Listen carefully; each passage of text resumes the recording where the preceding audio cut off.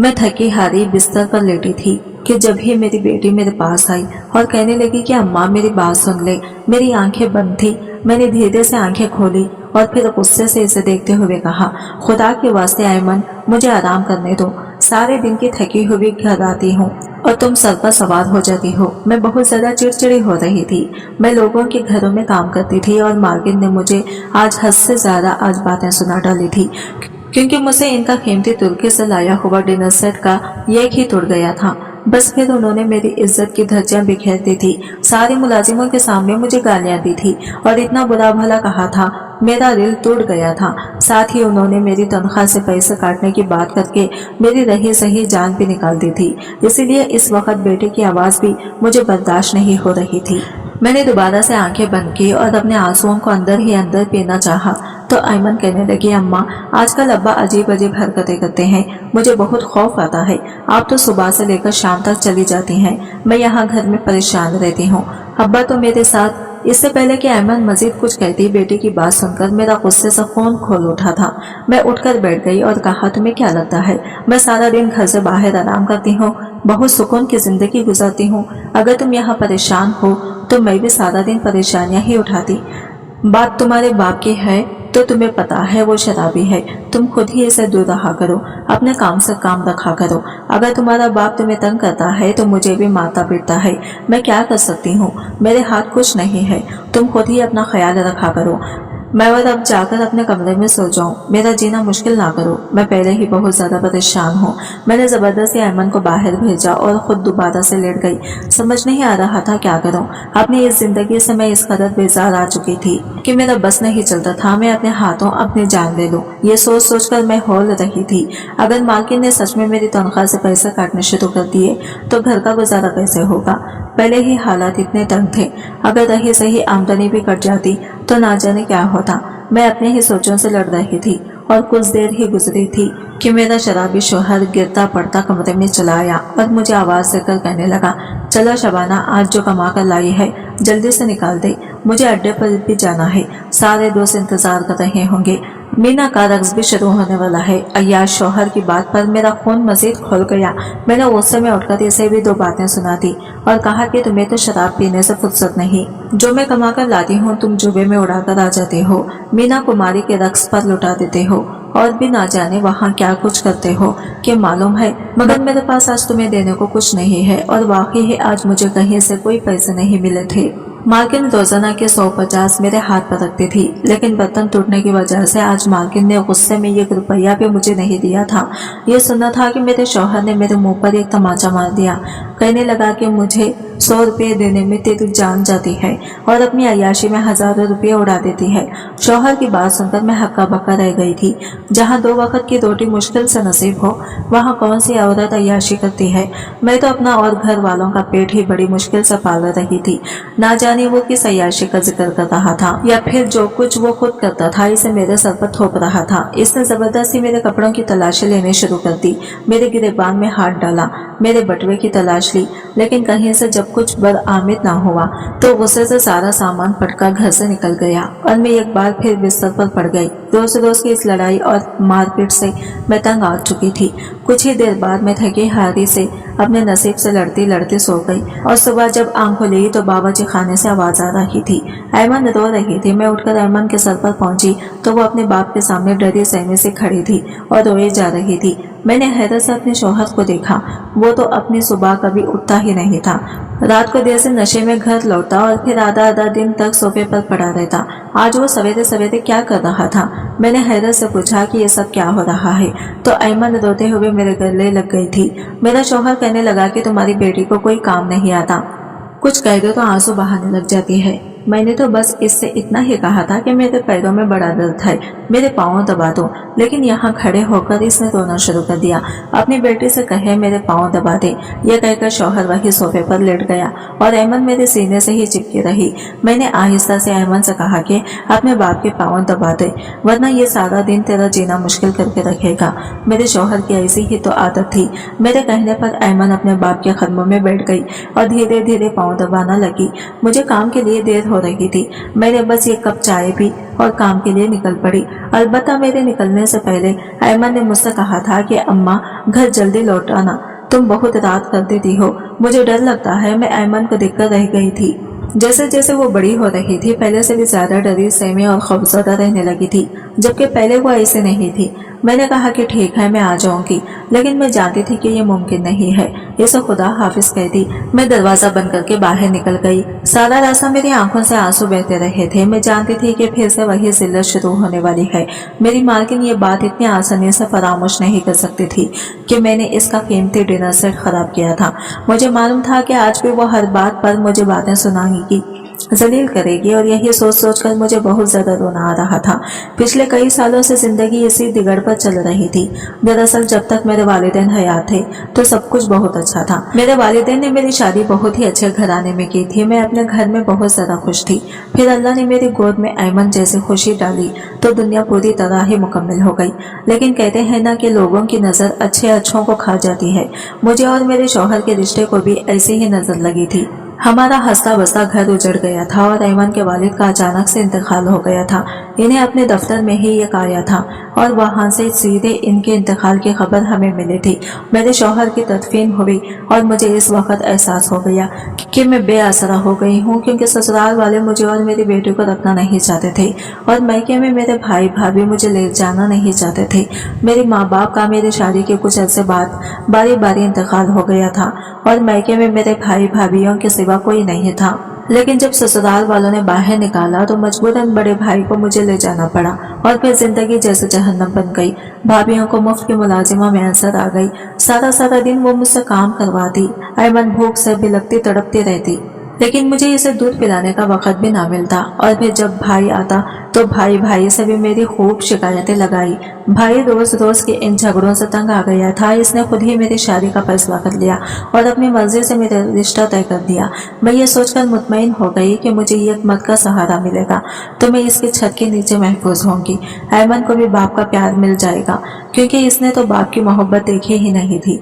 वो सिर्फ 2 महीने की थी जब इसका बाप चला गया था। लेकिन निकाह के बाद जब ऐमन को गोद में उठाए मेरी रुखसती हुई तो मुझे पता चला कि मेरे भाई ने मुझसे दोगुनी उम्र के एक शराबी मर्द से मेरी शादी की है। शादी की रात वो नशे की हालत में कमरे में आया और ऐमन को मेरी गोद से लेकर कमरे से बाहर डालकर कमरे को कुंडी लगा दी और कहने लगा कि सुहागरात में तेरी बच्ची का क्या काम है। और इसके बाद वो सारी रात मैंने किसी अजियत में काटी थी। ऐमन के भूख से बिलखने की आवाज मेरे कानों में पड़ रही थी। वो सिर्फ 9 महीने की थी। एक 9 महीने की बच्ची सारी रात बगैर दूध से कैसे गुजार सकती थी।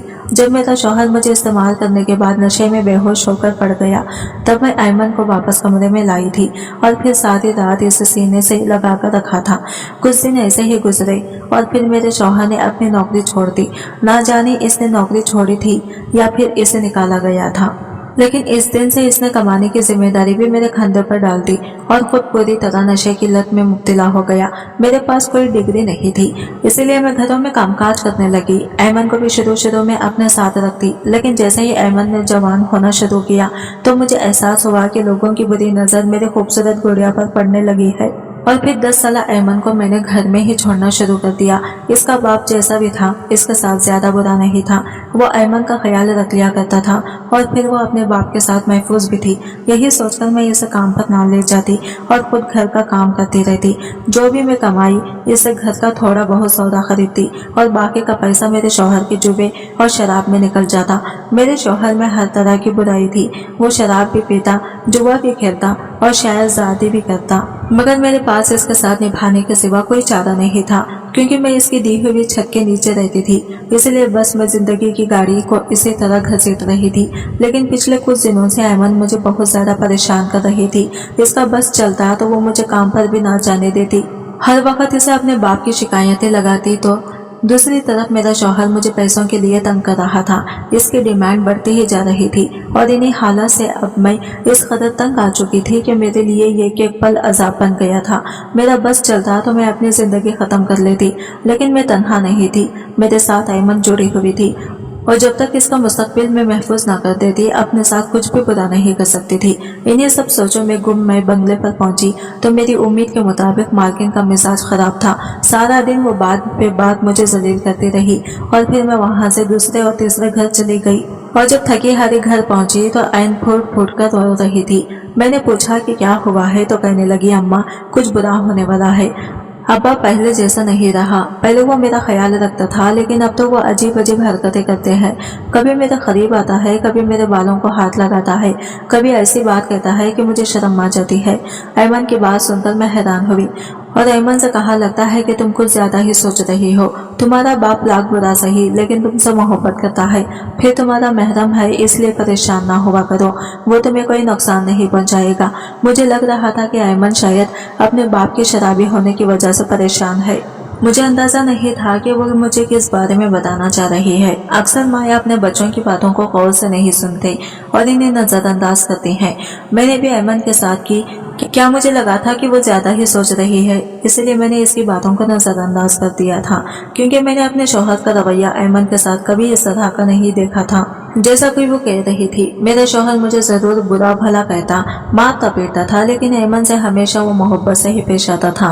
और फिर इसी तरह 2-4 दिन और गुजर गए। एक दिन मैं घर पहुंची तो ऐमन की आंखें सुर्ख सूजी हुई थी।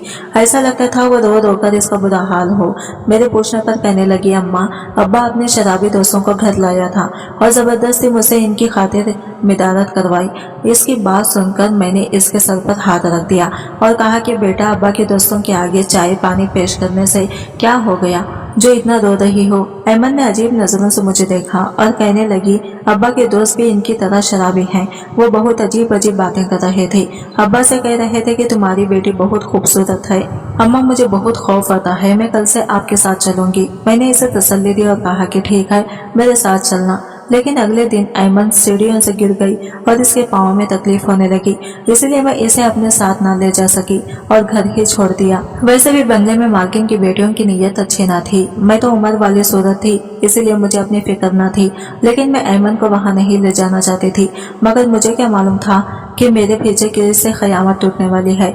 मैं जो अपनी बेटी को दुनिया की गलीज नजरों से बचाना चाहती थी, वो अपने ही घर में अपने बाप की गलीज नजरों का शिकार हो गई थी। इस रात जब मैं थकी हारी घर पहुंची तो ऐमन मुझे कहीं नजर न आई। मैंने फौरन अपने शौहर से ऐमन का पूछा तो वो कहने लगा कि अब ऐमन तेरी कुछ नहीं लगती, वो अपने कमरे में आराम कर रही है। शौहर की बात मुझे समझ न आई। मैं हैरत से इनकी तरफ देखने लगी। मुझे लगा कि वो नशे में है, शायद इसीलिए अजीबोगरीब बातें कर रहा है। मैं उठकर ऐमन के पास जाने लगी तो इसने मेरा हाथ पकड़ लिया और कहने लगा, ऐमन अब मेरी बीवी है और तेरा इसके साथ कोई ताल्लुक नहीं। शौहर की बात सुनकर मैं हक्का बक्का रह गई। मैंने इसे गिरेबान से पकड़ लिया और कहा कि होश में हो, ऐमन तुम्हारी बेटी है, बीवी नहीं। वो एक मासूम से 10 साल की बच्ची है। इसके सामने कोई ऐसी वैसी हरकत ना करना कि जिससे इसका ज़हन मुतासिर हो। मेरी बात सुनकर वो जोर से हंसा और कहने लगा कि ऐमन मेरी बेटी नहीं है, वो तुम्हारी बेटी है। तुम इसे अपने साथ लाई थी। मैंने तो इससे निकाह किया है और सुहागरात भी मना चुका हूँ। यह कहकर वो सोफे पर भी ढेर हो गया, क्योंकि नशे से इसकी हालत खराब हो रही थी। लेकिन इसके लफ्जों ने मेरी जान निकाल दी थी। मैं तेजी से ऐमन के कमरे की तरफ भागी और अंदर दाखिल होते ही मेरे होश उड़ गए, क्योंकि मेरी बच्ची नीम बराना हालत में पड़ी थी और इसके वजूद पर जख्मों के निशानात इसकी बर्बादी को बयान कर रहे थे। मुझे देखते ही वो मेरे गले लगकर फूट फूट कर रोने लगी और कहने लगी, अम्मा मैंने आपसे कहा था ना कि कुछ बुरा होने वाला है। देखें अब्बा ने मेरे साथ क्या किया है। अब्बा ने जबरदस्ती मुझे सुर्ख जोड़ा पहनाया और कहने लगे कि अब से तुम मेरी बीवी हो, मैं तुम्हारा बाप नहीं हूँ, तुम किसी और की बेटी हो, मेरी नहीं। और फिर अब्बा ने मेरे साथ जबरदस्ती की वो रोते हुए बताने लगी। जिस दिन अब्बा के शराबी दोस्त आए थे, इस दिन उन्होंने ही अब्बा से कहा था कि मैं जवान हूँ और खूबसूरत हो रही हूँ। अब्बा क्यों बूढ़ी बीवी के साथ गुजारा कर रहे हैं जब घर भी इतनी खूबसूरत लड़की है। और इनके कहने पर ही अब्बा ने मेरे साथ ये सब कुछ किया है। मैं आपको यही बात बताना चाहती थी, लेकिन आपने मेरी कोई बात न सुनी। वो फूट फूट कर रो रही थी, मैं भी रोने लगी थी। मेरी गफलत ने इसे तबाही के इस मोटर पर लाकर खड़ा कर दिया था। वो अपनी इज्जत गंवा बैठी थी। काश के मैं पहले ही इसकी बात सुन लेती, हालत को भांप लेती, तो आज ये सब कुछ ना होता। मैं ऐमन को अपने कमरे में ले आई, इसे अपने साथ ही लिटा दिया और ऐसे ही सारी रात गुजर गई। नींद मेरी आंखों से उड़ चुकी थी। समझ नहीं आ रहा था कि अब आगे क्या होगा। सुबह के वक्त मेरे शौहर को होश आया। वो कमरे में आया तो कहने लगा तुम कमरे से बाहर जाओ। वो मुझे ही कमरे से निकालने की बात कर रहा था। मैंने गुस्से में कहा कि मैं क्यों जाऊं, मैं अपनी बेटी को अब तेरे सामने नहीं छोड़ूंगी। वो कहने लगा मैं अपनी बीवी के साथ रहना चाहता हूँ। इसका इशारा ऐमन की तरफ था। मैंने उठकर हिस्से में इसे गिरेबान से पकड़ा और कहा कि ऐमन तुम्हारी बीवी नहीं है बल्कि बेटी है और तुम्हें यह बात समझनी होगी। कोई बाप अपनी बेटी के साथ ऐसे कैसे कर सकता है। लेकिन मेरा शौहर तो पूरी तरह ही शैतान के शिकंजे में फंस चुका था। इसने मुझे तो थप्पड़ मारे, कमरे से बाहर फेंका और कहने लगा कि अगर तू इस छत के नीचे रहना चाहती है तो अपनी जबान बंद रख और कमा कर ला। तुझ जैसी बूढ़ी के साथ मुझे क्या खुशी मिलती है। मैं ऐमन जैसे जवान लड़के के साथ ही रहूंगा। और फिर इसने जबरदस्ती मुझे कमरे से बाहर निकालकर दरवाजा अंदर से बंद कर लिया और फिर से ऐमन के साथ ज्यादती करने लगा। ऐमन जो मेरी मौजूदगी में खुद को महफूज तस्वुर करके सो चुकी थी, इसने चीखों से सारा घर गूंज रहा था और मैं दरवाजा पीटे चली जा रही थी। अंदर से ऐमन की आवाज आ रही थी। वो बार बार अपने अल्लाह को पुकार रही थी और फिर इसने चीख कर कहा था कि या अल्लाह मेरे इस जुल्म का हिसाब तो जरूर लेना। इसके बाद ऐमन की कोई आवाज नहीं आई थी।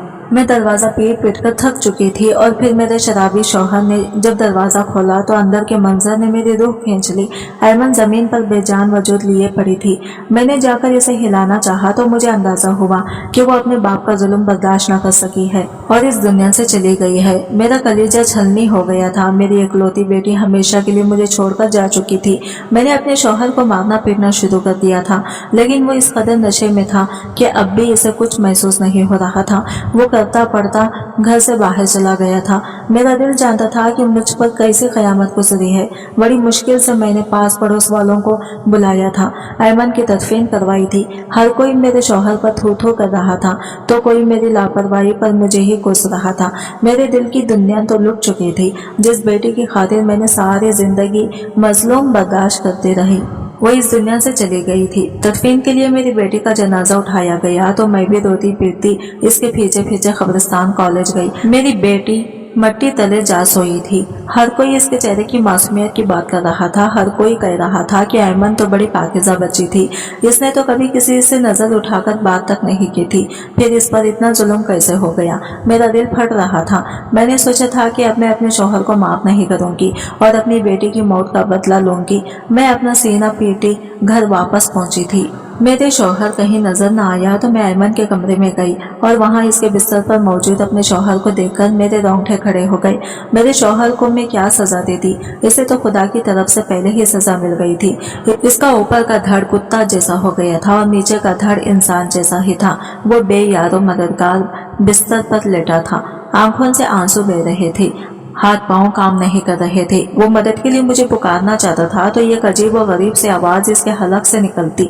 मैं बस हक्का बक्का इसे देखती रह गई थी, इसके करीब भी ना गई थी। और फिर मैंने अपना मुख्तसर सा सामान उठाया और अपने शौहर का घर छोड़ दिया, क्योंकि मैं इसके लिए कुछ नहीं कर सकती थी। इसे अपने किए की सजा खुद ही भुगतनी थी। आज मैं एक छोटे से किराए के घर में रहती हूँ, लोगों के घरों का कामकाज करती हूँ, बस जिंदगी की सांसें पूरी कर रही हूँ, क्योंकि मेरे जीने का मकसद, मेरे जीने की वजह मेरी बेटी तो इस दुनिया से जा चुकी थी।